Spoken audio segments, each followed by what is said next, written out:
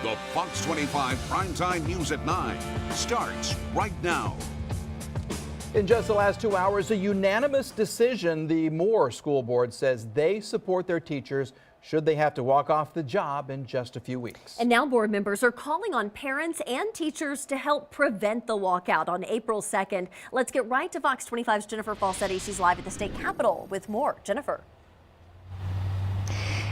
Yeah, Mike and Wendy, we watched as hundreds of parents and teachers came out to see what the Moore School Board would have to say regarding the possibility of a teacher walkout. Now, they made the unanimous decision tonight that they support their teachers no matter what, but they are calling on parents and community members to pick up the phone and call your lawmakers so that they can prevent this walkout from even happening. Let's take a listen to what the superintendent had to say tonight. Know your administration stands behind you 100%. They do.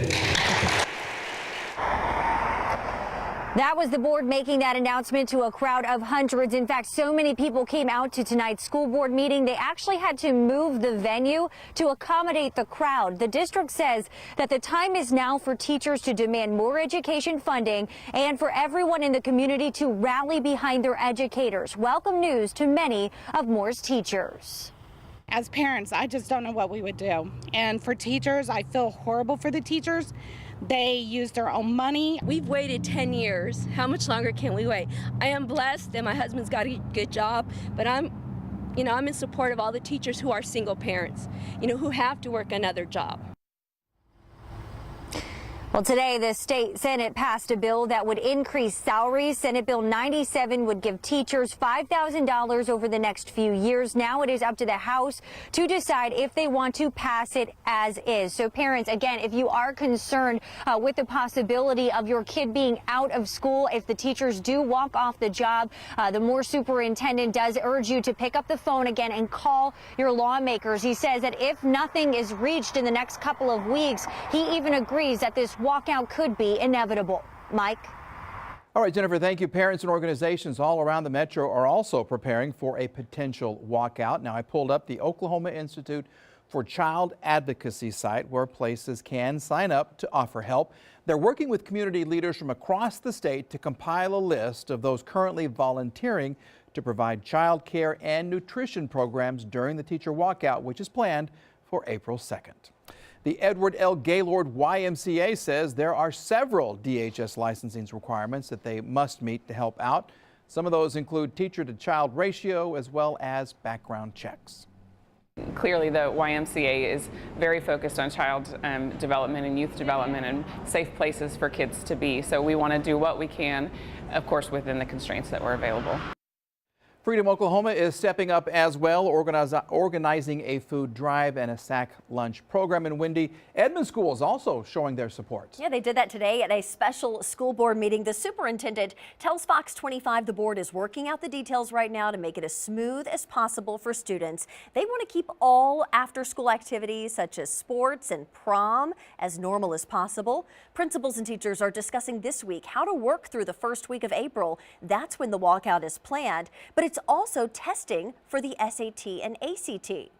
Tulsa teachers are doing the minimum, only working during school hours out of protest. Now parents are taking matters into their own hands and supporting their schools. We want the teachers to know that we're behind them, the students are behind them, the families are behind them. This is really unacceptable, and we have to see a change. Fox 25 has learned lawmakers are considering tapping into the $2.4 billion in the trust funds managed by the commissioners of the land office. This option allows for teacher pay raises without raising taxes. Oklahoma lawmakers are trying to find a way to use those funds without violating the Oklahoma Constitution. We have some new details just in from Austin. This is a live look at that city tonight where thousands are visiting for the South by Southwest Festival that is happening right now. Police say that there is no threat to the festival after 3 different explosions. A 75-year-old woman now critically injured after finding a package bomb left outside of her front door this afternoon. This is the 3rd package explosion in the city in the past 10 days. The second one also just today. The first 2 explosions each left 1 person dead. All 3 bombs resembled delivered packages and were left outside of residences, and each exploded when they were picked up or moved. It is important for those that are joining us this week in our city to pay attention as well. And if you see something that's out of place, if you see something that looks suspicious, if you see a package that gives you concern, call us and let us know so we can come and we can take a look at it. Police say the 3 incidents do appear to be connected. Well, it's going to be good and clear for tonight with low temperatures right around 31 degrees. Patchy clouds here and there, and frost is possible, especially up in towards northern portions of Oklahoma. This is where we're expecting that possibility of some frost. So Oklahoma City and points north up towards Enid and Ponca City right along I-35. We're also talking about the chance for a little bit of fog out in eastern half of Oklahoma. So Chandler to Seminole right along I-40 could see some patchy, not all that dense, but patchy fog here and there. Getting up nice and early tomorrow morning, up and out, going to work, 32 degrees by 7 a.m., slowly clearing out some clouds, and basically it's just going to be solar glare as the only real weather issue for you. We also got to talk about that wildfire threat, which despite there not being that much wind for tomorrow, there is a high fire danger up in northwestern Oklahoma. Conditions are only going to deteriorate. We'll talk about that in your Storm Watch forecast. All right, Carla, thank you. Right now in the Oklahoma Panhandle, firefighters working to put out a large fire. They've been working on it since Friday. The Oklahoma Forestry Service posting a new video just hours ago. I pulled that up for you right here. Officials saying the state line fire has burned more than 26,000 acres. So far, it is 40% contained. It's one of many wildfires burning across the state. We are learning more about what may have caused a helicopter to crash into the East River in New York City, killing 5 people. You're looking live right now. This is the Brooklyn Bridge. That helicopter was pulled out of the water today after crashing last night. The pilot is the only survivor and told investigators today that crash may have been caused by a passenger's piece of luggage hitting the emergency fuel shutoff switch. A young news reporter and a firefighter from Dallas were among the 5 passengers who died. The NTSB is still investigating. And tonight, Major County Sheriff Stephen Randolph has been arrested in connection to a confrontation with his daughter's boyfriend. He was arrested on 3 misdemeanor complaints. That confrontation happened in May of last year between the sheriff and Carlos Aguilar. OSBI says Randolph pulled his sheriff's vehicle in front of Aguilar's car. Randolph then allegedly threatened to kill him. He's been booked into the Blaine County Jail. We've got your back tonight. Tax season picking up with the filing deadline just more than a month away. There are some important tips to keep in mind as you file. Fox 25's Will Metzold explains how to make sure you get that refund that you're expecting. Will. Some simple mistakes could prevent you from getting the return you want or getting your return on time. We put together a list of things to know if you're just getting started on this year's taxes. Mark Rose at Retirement Solutions is used to the questions around tax season, but what if you're not? There are some common things he sees when people are filing their taxes. They're receiving 1099s and they're receiving a lot of paperwork from their investments from last year that needs to be included in their taxes. And so a lot of our work is helping clients understand what those 1099s are. Investments are important to report, but there are some smaller things that could prevent you from getting your return. Those include getting your name wrong, incorrect Social Security information, bad math, or incorrect bank information. Other things to look out for are forgetting to put your signature and date on your return, bad filing status selection, claiming tax breaks incorrectly, and getting the postage right. Rose says this is something his clients constantly ask about too. I think one of the major concerns of our clients is that they want to make sure that they file their taxes appropriately. They don't want to get on the wrong side of the IRS person, and so making sure they have the right paperwork, they have the right information. He says a professional can always help you with getting this information right. Now, other tax laws are set to change next year. Those include changing tax brackets and a new minimum for itemized deductions. Wendy.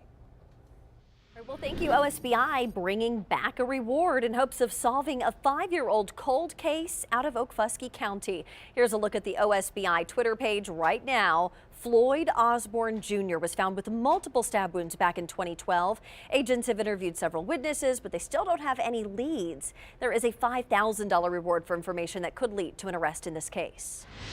And let's go live now to Washington, where President Trump is under fire tonight for apparently backing off of his support of raising the minimum purchase age for some firearms. His new plan has no mention of raising the age to buy weapons like the AR-15. Now, what the White House is thinking about is studying raising the age to buy long guns to 21, auditing the FBI tip line, firearm training for qualified teachers, and expanding mental health programs. President Trump also tweeted today, if schools are mandated to be gun-free zones, violence and danger are given an open invitation to enter. Almost all school shootings are in gun-free zones. Cowards will only go where there is no deterrent. Tonight, people across the Northeast are still recovering from the huge nor'easter that slammed into the East Coast. Dozens of schools in New England finally reopening today. You're looking live at the campus of Boston College right now, where another blizzard warning is now in effect for nearby areas. The area is preparing for that next big storm that's already moving in. It is the third nor'easter in 11 days with high winds and heavy snow. This is a look right now. It's happening in Charlotte, North Carolina. The National Weather Service today issued winter weather advisories, winter storm warnings, or freeze warnings for 67 of the state's 100 counties. The bad weather prompted school closures and early dismissals. And we've got your back if you're flying anywhere this week. You may want to call your carrier and check up on the status. I've just pulled up FlightAware.com, and you can see airlines have already canceled more than 1,000 flights for tomorrow and more than 100 for Wednesday. Coming up, the debate on medical marijuana heating up with a vote just months away, while one Oklahoma sheriff says he's concerned how this will affect your health care costs. Is it an emergency for emergency medicine? The debate over a new kind of emergency room in Oklahoma. Will it help or hurt health care? We'll explain coming up.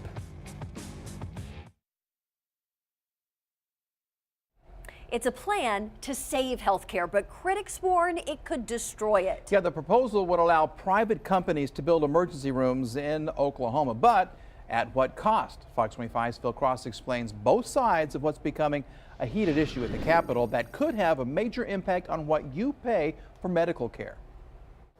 Right now, if you're sick or hurt, you can either go to a hospital with an emergency room or you could opt for an urgent care. But in some states, the line between what's urgent and what's an emergency is a lot thinner than you might think. And Oklahoma could soon follow suit. But is that a good thing or a bad thing? Well, it all depends on who you ask. We're all familiar with the emergency room. They are one of the most visible parts of any hospital, and until recently directly attached to a full-service hospital. But as urgent cares fill the gap in many metro areas for common colds and the bumps and bruises of everyday life, there's a push to allow private groups to operate ERs without having a hospital attached. It's free market, free enterprise. Anybody can own the thing. The standards are very, very high.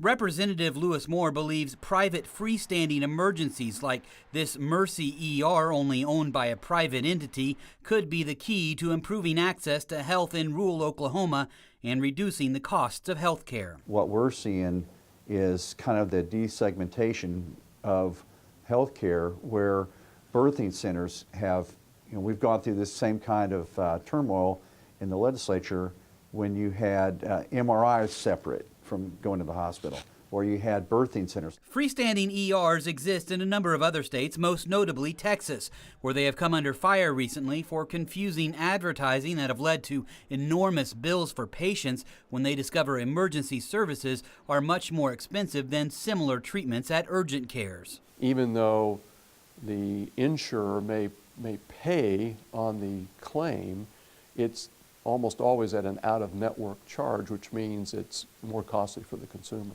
Craig Jones with the Oklahoma Hospital Association says the private ER could do the exact opposite of what is being promised by decreasing the quality of care and increasing the cost of health care. We as an association certainly are not opposed to new models of care. We just think that they need to be clear in terms of what the expectation is, that there's no confusion. Supporters of private ERs say traditional hospitals, which are nonprofits and receive some tax breaks, fear competition, but add that the bill would help them by allowing those traditional hospital brands to expand throughout the state without having to build entirely new hospitals. If their hospital is being threatened or not able to continue on a profitable scale to where it can survive, this might be able to kind of fill in. Though a recent published study shows in Texas, which is home to hundreds of freestanding ERs, the majority are located in higher income and population areas. And private ERs do not accept Medicare or Medicaid, which means they do not have to meet federal standards for emergency rooms. I'm not saying that they provide bad care, but they're trying to circumvent the reason why we have networks of care. Like most issues at the Capitol, there may be room to compromise on this issue, but the bottom line is, if you like the idea of having more ERs that are privately run, call your lawmakers and tell them. If you don't like the idea, call and tell them that too. They are there to serve you and want your opinion on what you think is best for the state of Oklahoma. Phil Cross, Fox 25 News. An Oklahoma sheriff says all the talk about medical marijuana and its benefits isn't enough to get his support. I pulled up the Facebook page in support of State Question 788, and you can see it has almost 8,000 members right now. But Kate County Sheriff Steve Kelly says this would lead to recreational marijuana in our state. He's concerned about people overdosing, higher health care costs, and teenagers on drugs, saying the tax money won't help our failed budget. You'll vote on legalizing medical marijuana this June. Another option that's already being sold is called Kratom, and some say it's the key to treating chronic pain. Kratom is an herb, and it's sold in many forms. The CDC has recently linked it to an outbreak of salmonella, but some people we spoke with say they've been dealing with it for years and have seen people's lives changed. 9 times out of 10 within a week they walk back in here happy, standing up straighter, feeling better, knowing exactly what they want, and feel like suddenly somebody has listened to them and somebody has helped them. The DEA recently withdrew a request to ban the sale of Kratom. It would have classified it in the same category as heroin or ecstasy. And coming up, new developments in the Stormy Daniels saga. What she's saying now that she's willing to do to be able to tell her story about an alleged affair with the president. People are overconfident online, even though they place little trust on websites to keep their information safe. Fox 25 Consumer Watch has got your back with ways to limit vulnerability.